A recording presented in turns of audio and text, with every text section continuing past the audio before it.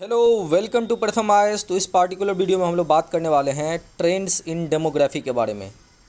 देखिए, आप लोग को पता होगा कि यूनाइटेड नेशन की पॉपुलेशन डिवीज़न है, ठीक है, वो हर साल आपको वर्ल्ड्स पॉपुलेशन प्रोस्पेक्ट रिपोर्ट जारी करता है और इस बार भी उन्होंने 2022 के लिए वर्ल्ड्स पॉपुलेशन प्रोस्पेक्ट रिपोर्ट जारी किया है और जिसमें बताया गया है कि 2023 तक India will Sarpass the China and will become the most populous country in the world. तो भारत जो है आपको सबसे ज़्यादा आबादी वाला देश बनने वाला है और यहाँ तक कि ये भी बताया गया कि फर्स्ट टाइम ऐसा देखा जा रहा है कि चाइना की पॉपुलेशन जो है ना निगेटिव में जाने वाली है। तो डिस्कशन करेंगे इस पार्टिकुलर वीडियो में इन सब इशूज़ के बारे में। बट बिफोर स्टार्टिंग मैं आप लोगों के लिए एक एमसीक्यू लेकर के आया हूँ, आप इसे सॉल्व कीजिए। क्वेश्चन है, Pseudohelice Annamalai recently seen in news. और ये क्या है? एक क्रैब स्पीसीज़ है, एक ट्री है, एक टर्टल है या एक स्नेक है? तो आप हमें बताइए कमेंट सेक्शन में, हम आपको इसका एक्सप्लेनेशन वीडियो के लास्ट में देंगे। तो चलते हैं, जानते हैं कि एक्चुअली यहाँ पे क्या कहा गया है। ठीक है, तो जैसे मैंने ऑलरेडी बता दिया, कभी कभी एग्ज़ाम में पूछ लिया जाता है कि वर्ल्ड्स पॉपुलेशन जो ये प्रोस्पेक्ट रिपोर्ट है कौन जारी करता है? तो यूनाइटेड नेशन की पॉपुलेशन डिवीज़न जारी करता है। ठीक है, देखिए हाल ही में क्या हुआ आपको कि यूनाइटेड नेशन का जो 2022 का पॉपुलेशन, इसमें क्या बोला गया है कि फर्स्ट टाइम रजिस्टर करेगा कि चाइना जो है ना डिक्लाइन कर रहा है अपनी इस पॉपुलेशन को, और 2030 में इंडिया की पॉपुलेशन जो सबसे मोस्ट पॉपुलस कंट्री होगी वो रीच कर जाएगी 1429 करोड़ लोग। इमेजिन कीजिए भाई, बहुत ज़्यादा लोग हैं। ठीक है, 1429 करोड़ होगा दई 143 करोड़। ठीक है, मतलब 1.4286 बिलियन लोग होंगे और जो चाइना की 1.4256 लगभग आप एक तरीके से बोल सकते हो 2 crore 3 crore peoples will be more in India than the China. अब कुछ पैरामीटर्स आते हैं जिसको कहीं ना कहीं आपको ध्यान में रखना है कि एक्चुअली जिस बेसिस पे हम यहाँ पे पॉपुलेशन चेंज को दर्शाने की कोशिश करते हैं, उसमें पहला आपका टोटल फर्टिलिटी रेट। देखिए, टोटल फर्टिलिटी रेट होता क्या है कि औसतन एक पार्टिकुलर कंट्री में जो महिलाएं हैं वो कितनी बच्चों को जन्म देती है, that is called total fertility rate मतलब। ठीक है, और फर्स्ट टाइम ऐसा देखा गया है कि इंडिया की टोटल फर्टिलिटी रेट जो है ना डिक्लाइन किया। आप यहाँ पे देखिए, इंडियाज़ टोटल फर्टिलिटी रेट, ये हिंदुस्तान टाइम्स का आर्टिकल है, ड्रॉप्स फ्रॉम 2.2 टू 2.0। और मैं आपको बताऊंगा ये कौन सा रिपोर्ट है।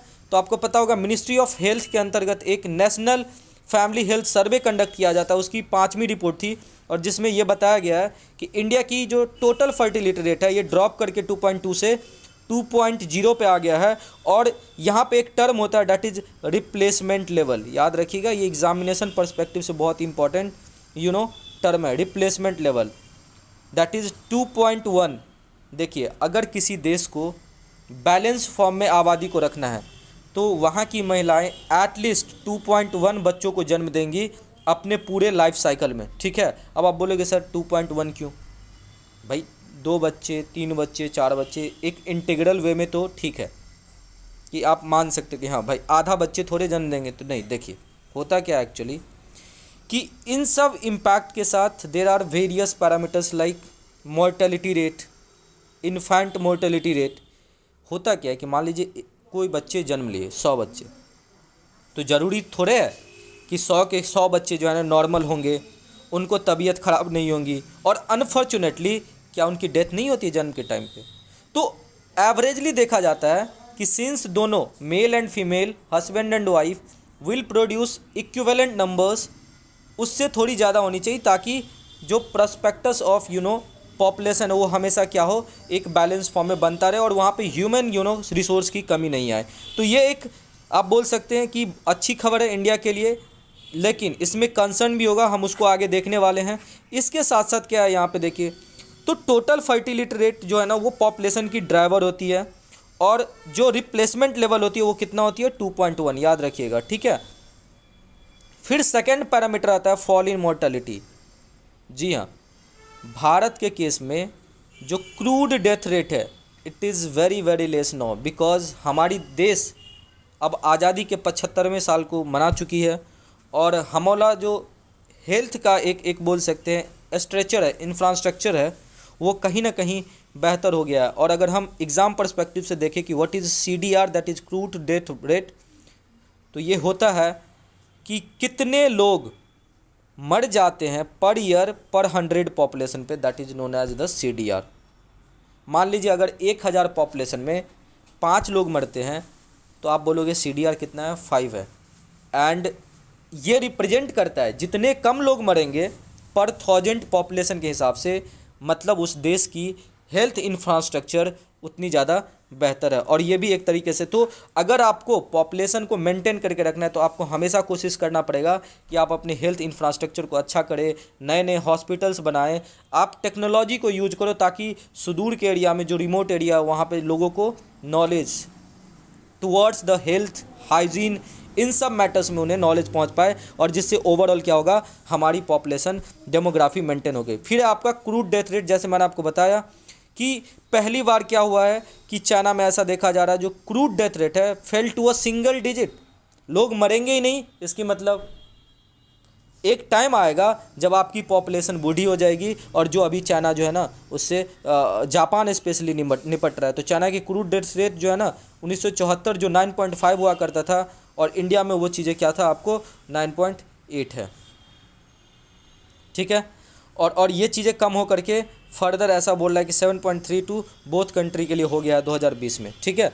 तो कहीं ना कहीं यहाँ पे एक तरीके से जो CDR था वो 1950 में जब चाइना और इंडिया आज़ाद हुआ तो उस टाइम पे 23.2 लोग, मतलब लगभग 23 लोग मर जाते थे 1950 में पर 1000 के हिसाब से, और इंडिया में लगभग 22.2 मतलब 22 लोग मर जाते थे। फिर नेक्स्ट पैरामीटर आता है इसमें लाइफ एक्सपेक्टेंसी एट बर्थ। देखिए लाइफ एक्सपेक्टेंसी एट बर्थ होता है, ये बहुत तरीके से मेजर होता है कि मान लीजिए एक बच्चे जन्म लेते हैं तो उनकी जिंदा होने की संभावना, या आप बोल सकते हो वो पूरे अपने जीवन काल में कितना दिन तक जिएगा, that is called life expectancy. और आप सुन के हैरान हो जाओगे, इंडिया और चाइना के केस में एक ट्रिमेंडस इंक्रीमेंट लाइफ एक्सपेक्टेंसी में हुआ। एक समय था इंडिया में कि लोग 40 साल तक जिया करते थे। जब लोगों की उम्र 30 साल के आसपास पहुंचती थी तो उन्हें डर लगने लगता था क्या उनका मौत ना हो जाए, वो मर न जाए। और वो टाइम था हमारी आज़ादी के जस्ट अराउंड का टाइम 1950। और आप देखिए यहाँ पे 1950 से आज 2020 के लास्ट तक की ये काउंट किया गया, आपको इसमें बताया गया है कि जो इंडिया की जो लाइफ एक्सपेक्टेंसी है वो 42 साल से बढ़ कर के आज 70 साल पे पहुँच गया है। And this is due to the reduction in the mortality normal, that is crude death rate. और ये जो ड्रॉप हुआ है फर्टिलिटी में, देखो फर्टिलिटी में ड्रॉप होने के कारण से क्या होता है, आपकी पॉपुलेशन ग्रोथ कम हो जाएंगी, आप प्रॉपर तरीके से बच्चों के ह्यूमन डेवलपमेंट पे फोकस कर पाओगे। और होगा क्या कि वही ह्यूमन डेवलपमेंट जब पढ़ लिख करके बच्चे बड़े होंगे तो आपके इकोनॉमी को ड्राइव करेगा, उनकी लाइवलीहुड बेटर होगी, वो अपने आने वाले फ्यूचर को जो है ना वो अच्छे से ढाल पाएंगे। उन्हें एक तरीके से बोल सकते हैं नॉलेज मिलेगा ताकि वो अवेयरनेस हो रिगार्डिंग द डिफरेंट पैरामीटर्स जो ड्राइव करता है एक कंट्री को प्रॉस्पेरस बनाने में, ठीक है। और इन सब चीज़ों से रिलेटेड आप यहाँ पे देख सकते हैं, जैसे मैंने आपको ऑलरेडी बता दिया कि TFR होता क्या है। यहाँ पे TFR is the average number of children born to a women in her life time. और अगर आपको एक पार्टिकुलर पॉपुलेशन को, गवर्नमेंट को कंट्रोल करके रखना है तो आपको 2.1 जो TFR होता है उसको रिप्लेसमेंट लेवल पे मेंटेन करके, ताकि आपकी पॉपुलेशन स्टेबिलिटी बनी रहे, ये चीज़ें आपको मेंटेन करके रखना है। लेकिन कुछ कंसर्न मैंने आपको बताया था कि अभी भी जो हमारी पॉपुलेशन मास पॉपुलेशन वाला स्टेट है, जैसे बिहार भारत में सबसे ज़्यादा बच्चे पैदा करते हैं। यहाँ की जो TFR है दैट इज़ 2.98, औसतन बिहार की महिलाएं 3 बच्चे को जन्म देती है अपने पूरे लाइफ साइकिल में। फिर मेघालय हो गया 2.91, उत्तर प्रदेश 2.31, झारखंड 2.26 और मणिपुर 2.17। ये 5 ऐसे डिस्ट्रिक्ट हैं अकॉर्डिंग टू NHFS जो 2019 से 21 में डेटा को कंडक्ट किया, उसके हिसाब से ये पांचों राज्य जो है ना, इनकी TFR replacement level that is 2.1 से 2.1 जो आपका रिप्लेसमेंट फर्टिलिटी रेट है, उससे कहीं ना कहीं यहाँ पे ज़्यादा आपको आया है। ठीक है, और ये कंसर्न की बात है क्योंकि ये सारी राज्य जो है ना मोस्ट पॉपुलस है और इंडिया की मोस्ट ऑफ द पॉपुलेशन इन्हीं राज्यों में लाई करती है। तो कहीं ना कहीं यहाँ पे भी ध्यान देने की बात करनी है हमें। और जो अगर आप सबसे देखोगे ना तो हमारी साउथ इंडिया इन सब चीज़ों में बेहतर है। जैसे आप यहाँ पे देख रहे हैं एक टर्म है दैट इज़ इंस्टीट्यूशनल बर्थ। देखिए, इंस्टीट्यूशनल बर्थ होता है कि जब एक बच्चा जन्म लेता है तो उन्हें उचित उपचार मिल पाता है कि नहीं। जब एक नियोनेटल की बर्थ होती है तो जो डिलीवरी के टाइम पे कितना अच्छे तरीके से उपचार हो, हॉस्पिटल में बच्चा जन्म ले रहा है नहीं, तो अगर बच्चा हॉस्पिटल में जन्म लेता है तो उम्मीद ये किया जाता है कि उनकी हेल्थ जो है ना बहुत अच्छे तरीके से जन्म के बाद अच्छा होगा, उनको उचित उपचार मिल पाएगा।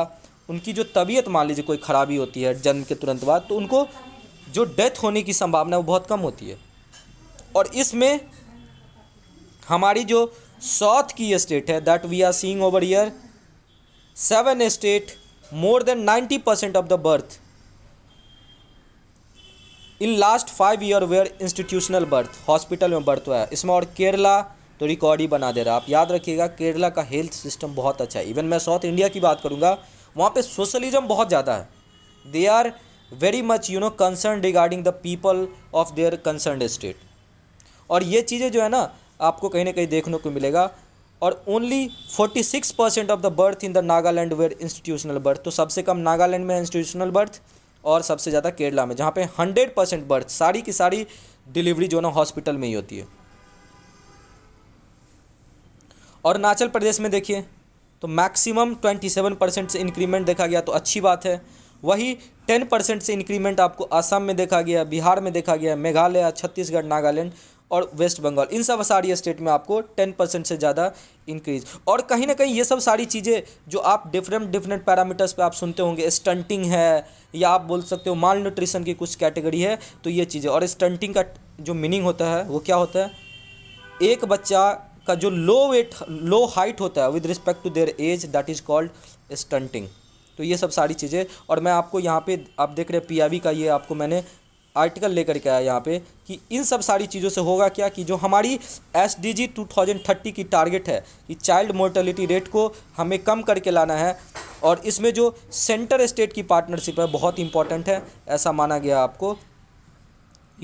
हमारे यूनियन गवर्नमेंट के जो मिनिस्टर है उन्होंने ऐसा माना है। और आपको पता होगा कि हम ये चीज़ें जो मोर्टेलिटी रेट सब है ये कहाँ से, तो हमारे भारत सरकार के द्वारा एक जो है ना सैम्पल रजिस्ट्रेशन सिस्टम चलता है दैट इज़ RSS। ये एक स्टैटिस्टिकल रिपोर्ट रिलीज़ किया गया था आपको रजिस्ट्रार जनरल ऑफ इंडिया के द्वारा। वहाँ पे मैं आपको दिखा रहा हूँ, यहाँ पे देखिए, अगर crude birth rate that is CDR की बात करोगे तो हमारे कंट्री में CDR है 2014 में 21.0 था, अब कम होकर के 19.5 हो गया है। तो कम हुई है, मतलब बच्चे डेथ के टाइम पे अब कम मर रहे हैं क्योंकि हमारी हॉस्पिटलिटी जो हॉस्पिटल वो बहुत ज़्यादा हो गया, हमारी जो हेल्थ इंफ्रास्ट्रक्चर है बहुत ज़्यादा हो गया। टोटल फर्टिलिटी रेट मैंने आपको बता दिया कि जो ये आपका 2.1 जो आपका रिप्लेसमेंट लेवल है उससे कम आ गया है। अर्ली नियोनेटल मोर्टेलिटी रेट 0 से 7 डे के अंदर, मतलब बच्चे के जन्म लेने के 0 से 7 दिन के अंदर कितने बच्चे पर 1000 मर जाते हैं, तो अब वो 20 से कम होकर के अब 15 पे आ गई है। तो ये भी अच्छी न्यूज़ है। नियोनेटल मोर्टेलिटी रेट, ठीक है, ये भी 26 से कम होकर के 20 पे आ गया है। इन्फेंट मोर्टेलिटी रेट ये भी 39 से कम होकर के 28, मैं इंडिया की बात कर रहा हूँ। और अंडर 5 मोर्टेलिटी रेट ये भी आपको 45 से कम होकर के 32 पे आ गया है। तो ये सारी चीज़ें कहीं ना कहीं हमारी जो एक तरीके से बोल सकते हैं हेल्थ को मजबूत करने का जो है ना रिस्पॉन्सिबिलिटी है, उसको ये एक तरीके से मुहर लगा रही है यहाँ पे। और SRS की 2020 के रिपोर्ट के हिसाब से हमारी 6 स्टेट है जो ऑलरेडी अटेंड कर चुका है SDG जो हमारी सस्टेनेबल डेवलपमेंट टारगेट है न्यूनेटल मोर्टेलिटी रेट की 12 के आसपास आनी चाहिए आज पर द UN। उसमें केरला का जो आप न्यूनेटल मोर्टेलिटी रेट है वो 4 है, दिल्ली का 9 है, तमिलनाडु का 9 है, महाराष्ट्र का 11 है और जम्मू एंड कश्मीर, याद रखिएगा वेरी इंपॉर्टेंट एग्जाम पर्सपेक्टिव से, जम्मू एंड कश्मीर एक यूटी होते हुए 12 एसडीजी को पार कर चुका है 8 साल पहले। इवन मैं 10 साल, क्योंकि ये 2020 का ही रिपोर्ट है जो जारी किया गया था आपको बेसिकली कुछ दिन पहले, लेकिन आखिर इसको तो असेंबल इसी दौरान किया होगा। तो इन 6 स्टेट को आप याद रखिएगा, और इसमें सबसे इम्पॉर्टेंट आपका क्या है, JNK।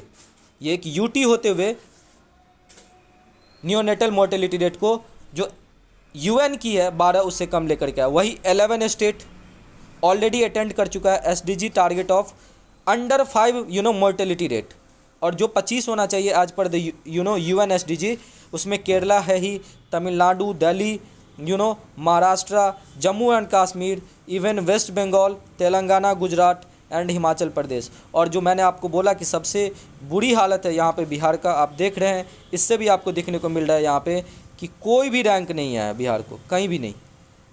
तो आपको याद रखना है ये सारी चीज़ें। उम्मीद करते हैं सेशन बहुत अच्छा लगा होगा। चलते हैं हम लोग अपने MCQ के तरफ, कि हम लोग का ये जो MCQ था, क्वेश्चन क्या पूछे हुए थे कि स्यूडो अनामले क्या है। तो देखिए यहाँ पे मैं आप लोग के लिए एक एक्सप्लेनेशन लेकर के आया हूँ।